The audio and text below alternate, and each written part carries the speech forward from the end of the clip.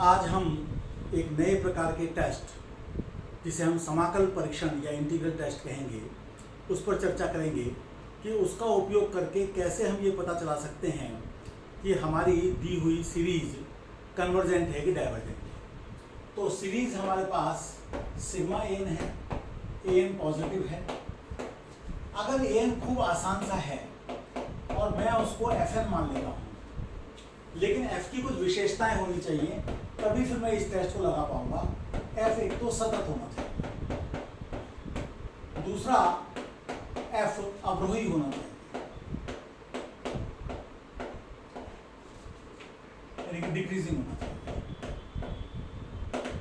और तीसरा ये कि एफ जो है वो पॉजिटिव होना चाहिए, एफ धनात्मक है।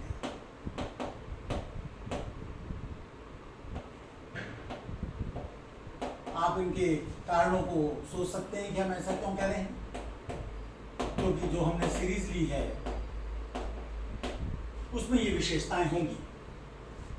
अब जरा हम अपनी जो राशि है a1 plus a2 plus a3 plus dot dot dot n को थोड़ा एस्टिमेट करेंगे इंटीग्रल के द्वारा। तो आप ये देखिए कि जब हमने एन को एफ एन माना है तो F1 यानी कि A1 ये ऊंचाई, तो पहले रेक्टेंगल का एरिया A1 होगा, दूसरे रेक्टेंगल का एरिया A2 होगा, और इसी प्रकार से अगले रेक्टेंगल का एरिया A3 होगा, और सबसे लास्ट वाले रेक्टेंगल का एरिया AN होगा। तो आप एक तरीके से यहाँ जो सारे रेक्टेंगल्स बने हैं उनका जोड़ कर रहे हैं, तो ये क्वांटिटी बड़ी है या बराबर है, बराबर तो आमतौर पर नहीं होगी लेकिन बड़ी अवश्य होगी। बराबर भी हो सकती है जब फंक्शन हमारा एक जो सीक्वेंस है वो कांस्टेंट सीक्वेंस हो, तो उस स्थिति में ये वाली चीज़ बड़ी होगी। अगर आप इंटीग्रल लें 1 से लेकर n तक का, 1 से लेकर n+1 तक fx dx, अगर आप 1 से लेकर n+1 तक का एरिया लेते हैं तो वो एरिया कितना आएगा? वो एरिया केवल इतना आएगा।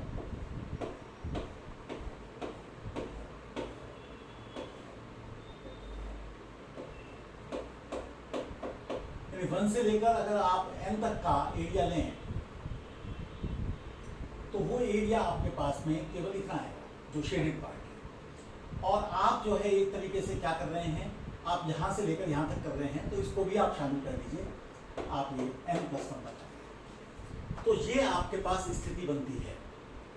अब आप यहाँ देखिए नीचे वाले चित्र में, नीचे वाले चित्र में क्या हो रहा है कि अगर आप 1 से लेकर n+1 को ही देखें इंटीग्रल को, तो 1 से लेकर अगर n+1 तक को आप देखेंगे दूसरी बार भी, या 1 से लेकर n तक को देखेंगे, तो इंटीग्रल 1 to n के बारे में क्या बात बनेगी अगर आप इसके द्वारा देखें। तो आप एक तरीके से 1 से लेकर n तक का एरिया ले रहे हैं, तो आप एक तरीके से इस एरिया की बात कर रहे हैं।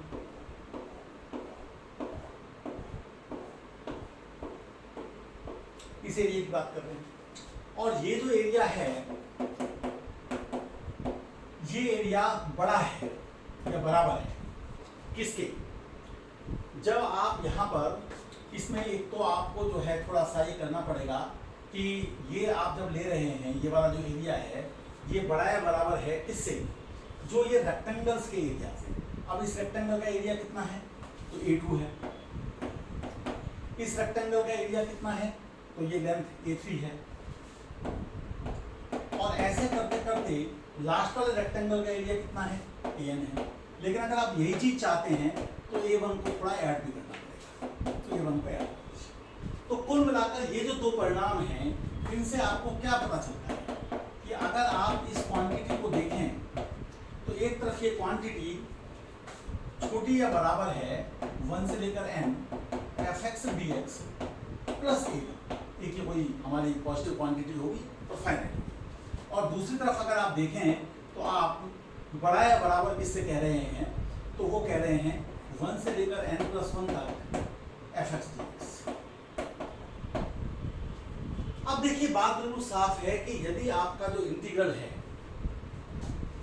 1 से लेकर n तक हो या 1 से लेकर n+1 तक हो, वो अगर आपका फाइनाइट आता है यानी कन्वर्जेंट होता है, तो ये क्वांटिटी फाइनाइट होगी, तो ये फाइनाइट होगी, और n टेंडिंग टू इन्फिनिटी करना है। तो n टेंडिंग टू इन्फिनिटी पर अगर ये क्वांटिटी हमारी फाइनाइट आती है तो ये भी फाइनाइट आएगी, तो सीरीज हमारी कन्वर्जेंट है। और ऐसे ही n टेंडिंग टू इन्फिनिटी पर अगर ये क्वांटिटी हमारी इनफाइनाइट आती है तो उससे बड़ी क्वांटिटी इनफाइनाइट आएगी। तो आपको अल्टीमेटली इस इंटीग्रल को देखना है कि ये इंटीग्रल क्या करता है। अगर ये कन्वर्जेंट है यानी कि इसकी वैल्यू फाइनाइट है तो n टेंडिंग टू इन्फिनिटी पर ये फाइनाइट होगा, तो ये भी फाइनाइट होगा n टेंडिंग टू इन्फिनिटी पर, सीरीज हमारी कन्वर्जेंट होगी। और ये अगर इनफाइनाइट है तो n टेंडिंग टू इन्फिनिटी पर ये इनफाइनाइट है, तो उससे बड़ा जब n टेंडिंग टू इन्फिनिटी होगा तो सीरीज आ जाएगी, वो भी इनफाइनाइट होगा और इसलिए हमारी सीरीज डाइवर्जेंट होगी।